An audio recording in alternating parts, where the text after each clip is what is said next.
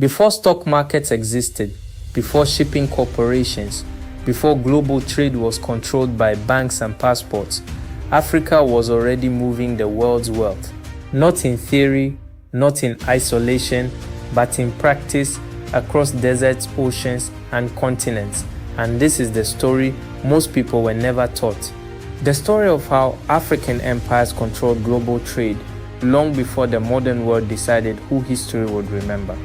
Because long before Europe built global empires, Africa was already at the center of international commerce, connecting the Mediterranean to sub-Saharan Africa, linking the Indian Ocean to the interior, and feeding the world with gold, salt, ivory, copper, knowledge, and ideas. And the world knew it, traders knew it, empires knew it, and that knowledge created dependence, and dependence created fear.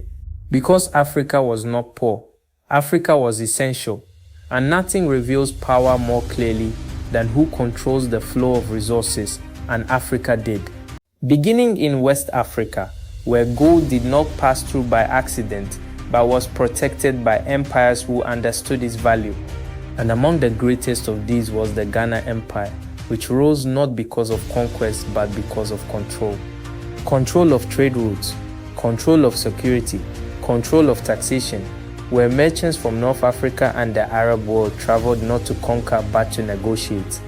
Because Ghana understood something fundamental, that trade is power when you regulate it. And Ghana did not mine gold publicly.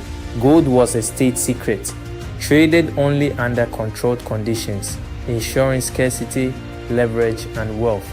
And when Ghana declined, it did not disappear, it transformed.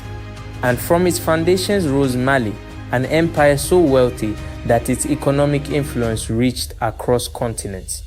And under Mansa Musa, Mali did something no empire had done before. It demonstrated wealth so vast that it reshaped global markets. When Mansa Musa traveled across North Africa to Mecca, he distributed so much gold that the value of gold collapsed in the regions he passed through. And this was not symbolism, this was economic force. A single African ruler influencing international markets through sheer abundance. And this wealth did not come from lack, it came from structure, from control of trade routes stretching across the Sahara, from regulation of merchants, from security provided by the state, and from cities like Timbuktu, Gao, and Jenne, which were not just markets but intellectual centers. Because trade in Africa was never just material, it was intellectual, and as goods moved, ideas moved, mathematics moved, law moved. And this is why traders came willingly, because Africa offered stability, fairness, and opportunity. And when Mali declined, Songhai rose, expanding trade networks even further, creating one of the largest empires the world had ever seen, with a professional army protecting commerce, administrators regulating markets, and scholars recording transactions, and Songhai controlled trade from the Atlantic edge of Africa deep into the Sahara, connecting West Africa to North Africa, Europe, and the Middle East. And salt from the Sahara was traded ounce for ounce with gold from the south. And while Europe fought internal wars, African caravans crossed deserts in organized networks involving thousands of people, camels, guards, accountants, and diplomats, and now moved east because Africa's trade dominance did not stop in the west. On the eastern coast of Africa rose the Swahili city-states Kilwa, Mombasa, Zanzibar, Sofala, cities built on trade, where African merchants traded with Arabia, India, Persia, and China, exchanging gold, ivory, spices, textiles, ceramics, and ideas. And these cities were not colonies. They were African-led, African-governed, African-designed, blending cultures through commerce. And Chinese records mention African traders, African ships, African goods, long before Europe entered the Indian Ocean. And the Swahili coast was proof that Africa was not isolated. Africa was connected deeply, intentionally, and profitably. And inland from these coastal cities was Great Zimbabwe, a stone city built without mortar, whose walls still stand today, controlling trade routes that moved gold from the interior to the coast, And when Europeans arrived centuries later, they refused to believe Africans built it. Because acknowledging African engineering and trade mastery threatened the myth of European superiority.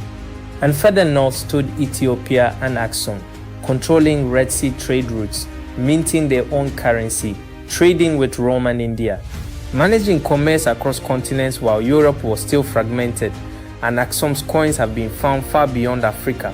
Proof of trust, proof of reach, proof of economic integration, and all of this reveals a pattern.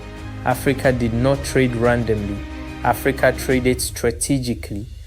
Empires understood geography, timing, demand, and leverage. And this is why, when Europe finally sought global dominance, Africa became a target, not because Africa lacked value, but because Africa had too much of it. Because controlling Africa meant controlling gold, salt, land routes, sea routes, labor, and markets. And colonization was not driven by curiosity, it was driven by economics, by the desire to redirect trade away from African control and into European hands.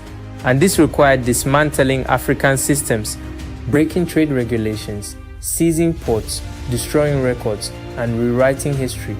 Because a world that knows Africa, once controlled global trade, would question why Africa is poor today. And yet even today, the structure remains. Africa still holds strategic resources, strategic geography, strategic human capital. And the ancient trade routes still influence modern shipping lanes, still determine global logistics, still shape economics. And when you understand this, Africa's history stops being a story of loss and becomes a story of interruption. Because Africa was not behind the modern world. Africa helped create it, and the wealth that fueled European industrialization was not invented in isolation. It was extracted, redirected, and accumulated. And this is why the story of African trade empires matters now more than ever. Because it restores agency, it restores competence, it restores truth. And when someone tells you Africa has never contributed to global development, remember this. The world once depended on Africa to function, depended on its gold, its salt, its roots, its stability, its intellect. And dependence always creates fear, and fear always seeks control. And now you are seeing the pattern. Because Africa was not poor, Africa was central, Africa was not disconnected, Africa was global, and history did not forget this accidentally. It was buried deliberately. Because a world that remembers Africa's economic dominance would never accept Africa's marginalization as natural. And now you remember, and that changes everything.